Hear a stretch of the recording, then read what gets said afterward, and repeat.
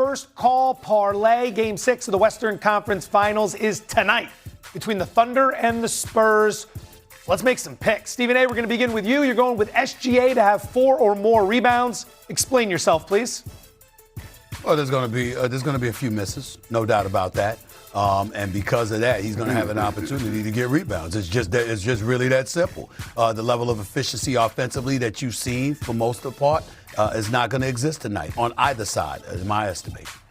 Las Vegas quaking in its boots. Perk, you're taking Steph Castle to score 20 or more points. Tell us why. Well, because Wemby needs the help. He needs his Robin, and Stephon Castle hasn't been that offensively. I understand he has the assignment of SGA, but he's considered one of the better two-way players in the game.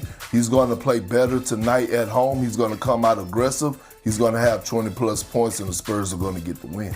All right, I'll round it out with De'Aaron Fox to record 6 or more assists. I'm a big fan of betting on guys coming off bad games and betting against guys coming off good games. Hint, hint, you should bet against Chet tonight. But we're going to stick with Fox. Only 4 assists in the last game. That's his lowest of the series. We saw him with 7. We saw him with 10. But the Spurs were down. Average 6.2 assists per game during the regular season. So we're going to lean on him to have a nice bounce-back effort at home. Let's go back to SGA, who we started by talking about. Our own Chris Canty believes another OKC title could lead to some uncomfortable conversations when it comes to the superstar. Take a listen. Here's the list of the other 9 players that have multiple MVPs and multiple titles. Michael Jordan. GOAT. Bill Russell. GOAT. Kareem Abdul-Jabbar. GOAT. I don't know how they LeBron James. GOAT. Magic Johnson. Yeah. Tim Duncan. Larry Bird. Steph Curry. Wilt Chamberlain. He's going to put people in some really uncomfortable conversations when it comes to what his career is and the caliber of player he is. Because when you watch him, it's not fun. Canty, the ever-loving content machine. Stephen A., do you agree? No, I don't. And I think that Chris Canty should be drug tested. Let me be very, very clear. I mean, I've said that on several occasions. Let me tell you something right now. This is the thing about it, right? This is the thing about it. He should be tested. You know, urine sample and all that other stuff, blood work, all of that other stuff, okay? But let me tell you something right now.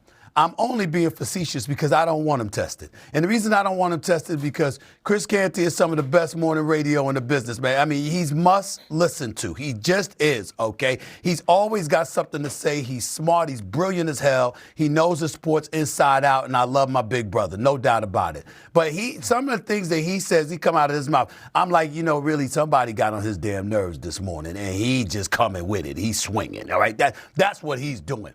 Because this notion, I understand that SGA draws fouls. I understand that frustrates people.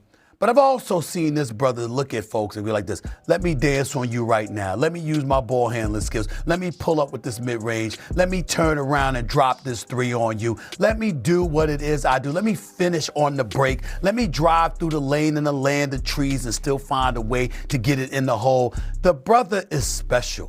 Ladies and gentlemen, Shai Gilgeous-Alexander just finished his 4th consecutive year averaging over 30. Over 30. Became the first NBA player to average 30 points in at least 4 consecutive seasons since Michael Jordan did it 7 straight times in the late 80s into the early 90s. That's who SGA is, okay? The brother is just that dude. And to sit up there and to look at his level of production, to have it accentuated with not just a league MVP and an NBA championship, but an NBA Finals MVP. And then to turn around and to do the same damn thing and be on the verge of doing it again. How the hell we gonna look at him and go like this, he ain't fun to watch? Stop. In the end, when you see his level of production, when you see his skill set at 6'7", okay, and you see that he closes, you have to pay homage. You have to bow down and give respect where it's due. I'm not saying that Chris Canty didn't respect him. I'm simply saying that Chris Canty is sitting up there talking about he ain't fun to watch. Damn it, I don't care. The skill set is there. And SGA could do what you want him to do. You want to get physical with him, he'll draw the fouls. But if he doesn't draw the fouls, then he'll just boogie on you. He'll just boogie on you and take you and slay you. He'll just do whatever he needs to do. He's proven it. He's proven that he can do whatever needs to be done in order to eclipse whatever it is you're throwing in his direction. Somebody like that is not somebody that you say, it's a different conversation, man. How we gonna have that conversation? Because it's not fun to watch. Stop that. Stop that. Canty know better than that. We go have the conversation. If he goes on to win the NBA championship and another Finals MVP, we're going to have an uncomfortable conversation about him sliding into that top 10 conversation, greatest player of all time, because it's just getting started. You don't join the company of Michael Jeffrey Jordan, like you just said, going 4 consecutive seasons, shooting over 50% from the field as a point guard / 2 guard. You just don't do that. And I'm tired of people disrespecting this man and throwing dirt on his name. He has brought the mid-range back to life.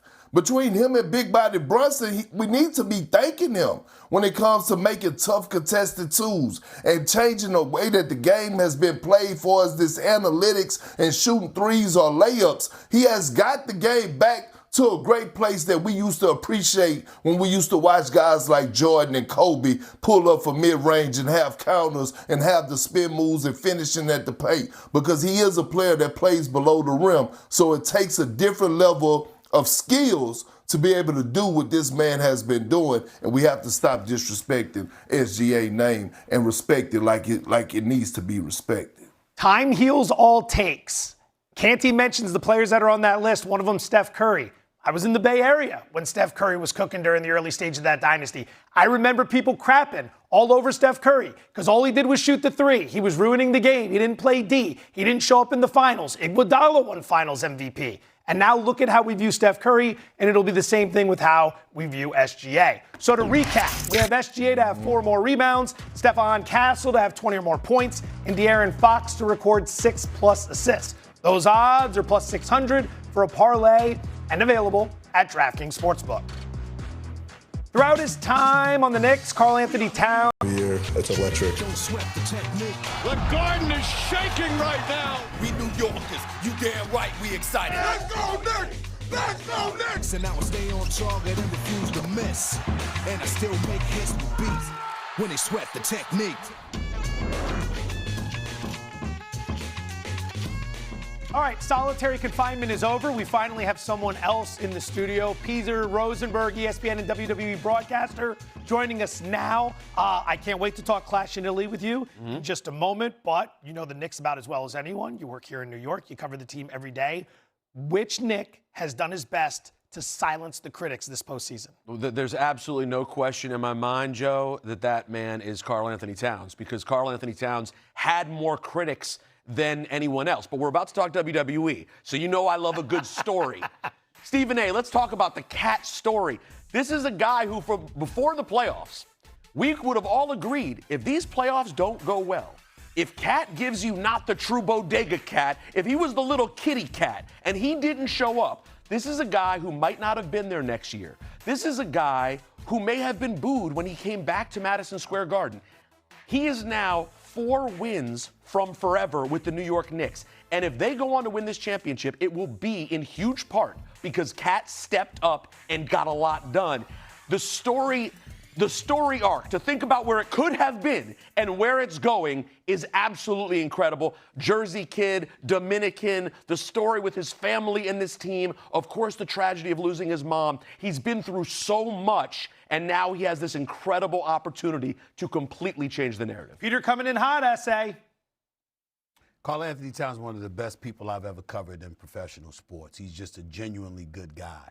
And he's a hell of a player, and especially that part about his mom, obviously I can relate. He and I talked about that on Mother's Day, believe it or not. Wishing him nothing but the best. But I will tell you this. Name that I would come up with, Peter, is Mikal Bridges. And I'm going to tell you on national television, I owe it to Mikal Bridges to talk about him and to put him in this category, because there was no bigger critic than me. And I'm not apologizing for it one bit. I didn't say it to denigrate him. I said it to wake his ass up and to make him recognize, look, man, we need you. You can't play like this. Now, it ain't his fault that 6 damn picks were given up for him, 4 unprotected, and a couple of swaps. It's not his fault, but damn it happened. And you can't answer that call, even though you had everything to do with them beating Boston last year. You can't turn around and be averaging 7 points and shooting in the 20 percentile like he was. It was awful. All right? And I'm going to take some credit, Peter. Since I went off and almost had a stroke on national television, the Knicks have been undefeated. I did that the day after they went down 2-1 to the Atlanta Hawks. They ain't lose a game since. And damn it, if I have to risk damn near getting another stroke, you understand, to wake them up to make sure or something, I'll do it again if that's going to deliver a chip to New York City. Make no mistake about it. But Mikal Bridges has been sensational. I know it's 19 points and better than 60+% shooting. He's been very impressive, but he's been everything that I was looking for him to be. He's been hitting his threes. He's been hitting those mid-range. He's been playing big minutes. He's been defending. He has been that guy. And with Karl Anthony Towns, Peter, we were looking at Mike Brown and saying the utilization of Karl Anthony Towns was what was really problematic because he was utilized better, it appeared, by Tom Thibodeau than he was by Mike Brown until Mike Brown handed him the reins and let him be that point forward, that facilitator per se. And then all of a sudden we see him shining, we see Jalen Brunson and everybody else around them shining. So Karl Anthony Towns does look a lot better. But when he wasn't, we really didn't look at him. We looked at Mike Brown. When Mikal Bridges was struggling, it was nobody we were looking at other than him. Like, what the hell are you doing? And for him to turn it around the way that he has, for Josh Hart to stand by his teammate the way that he did, I wasn't offended by it. I'm proud of him for doing it. Stand up for your damn teammate. You damn right. But Mikal Bridges deserves all the praise in the world for how this brother has looked over these last couple of playoff series. He's been great, and I'm very, very happy about that. Very proud of him. Peter Rosenberg, very agile, mobile, and most importantly, versatile. So let's leave that